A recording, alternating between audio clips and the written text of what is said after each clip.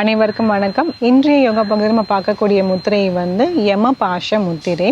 ஒரு சில டெக்ஸ்ட்டில் வந்து ஒவ்வொரு மாதிரி சொல்லியிருக்காங்க. யம பாஷான்னு சொல்லுவாங்க, அப்படி இல்லைன்னா பாஷ முத்திரைன்னு சொல்லுவாங்க.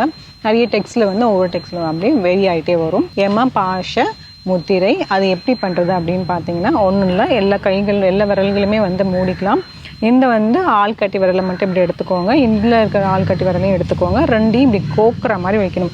கோத்துட்டு இப்படி இழுக்கிற மாதிரி வந்து நம்ம பண்ணணும். ஒரு கை வந்து நம்ம இந்த பக்கத்தில் இருக்கணும், இன்னொரு கை வந்து இந்த பக்கத்தில் இருக்கிற மாதிரி வச்சுட்டு இப்படி இழுக்கிற மாதிரி இருக்கும்.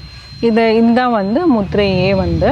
இதில் வந்து ஒரு சில நடைகள் இருக்கலாம். இது நீங்கள் வந்து மடி மேலேயும் வச்சிடலாம், இப்படி வச்சிடலாம்.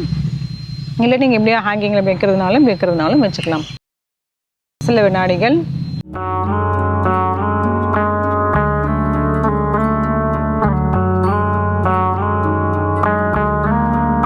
தளர்த்திக்கலாம்.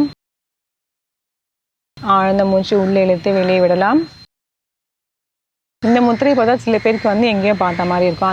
அது வந்து பார்த்தீங்கன்னா பரதநாட்டியத்தில் வந்து இந்த மாதிரி முத்திரைகள்லாம் வந்து யூஸ் பண்ணுவாங்க. யோகாவில் இருக்கிறத வந்து பரதநாட்டியம் யூஸ் பண்ணுவாங்க, பரதநாட்டியத்தில் இருக்கிறது இதில் யூஸ் பண்ணுவாங்க. எல்லாம் வந்து அதே மாதிரி தான். ஒவ்வொரு வந்து பரதநாட்டியத்தில் பார்த்தீங்கன்னா ஒவ்வொரு இது வைக்கும் போது, ஒரு ஸ்டெப் வைக்கும் போது ஒவ்வொரு வந்து முத்திரைகள் வந்து அவங்க பயன்படுத்துவாங்க. அது ஒன்றுத்துக்குமே வந்து அவ்வளோ அர்த்தம் இருக்கும். இப்போ நம்ம வந்து கையில் அதை வந்து நான் தனித்தனியாக நம்ம எடுத்து யோகாவில் வந்து அதோட பெனிஃபிட்ஸ் நம்ம பார்த்துக்கிட்டு, அது இவ்வளோ நேரம் அப்படி பண்ணணும் அப்படின்னு பார்த்துக்கிட்டு அதோட எல்லாமே வந்து நம்ம வந்து செஞ்சிட்ருக்கோம். இப்போது இது பண்ணுறதுனால வந்து என்ன பலன் அப்படின்னு சொல்லி பார்த்தீங்கன்னா, நம்மளோட ஆள்கட்டி விரலில் வந்து என்ன இருக்குது, பஞ்சபூதத்தில் வந்து என்ன இருக்குன்னா, இது ஆள்கட்டி விரல் வந்து ஏர், அதாவது வந்து காற்று இருக்குது. காற்று பாருங்களுக்கு நம்ம உடம்புல இருக்க எக்ஸ்ட்ரா வந்து அந்த காற்று பகுதியை வந்து நமக்கு வெளியேற்றி கொடுக்குறது, வாயுவை வந்து வெளியேற்றி கொடுக்கும்.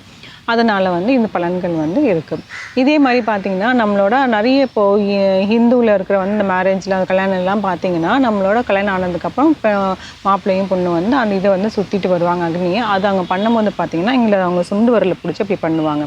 இது எல்லாத்துக்குமே வந்து ஒவ்வொரு காரணம் இருக்குது. காரணம் இல்லாமல் வந்து நம்மளை முன்னோர்கள் வந்து எதுவுமே வந்து செஞ்சிடல. இப்போ அந்த சுண்டவரல் மட்டும் வச்சு பண்ணிங்கன்னா அது ஒரு வந்து பெனிஃபிட்ஸ் இருக்குது. இந்த கட்டவரல் இது வந்து ஆள்கட்டு விரல் வச்சு பண்ணிங்கன்னா அது ஒரு பெனிஃபிட் இருக்குது.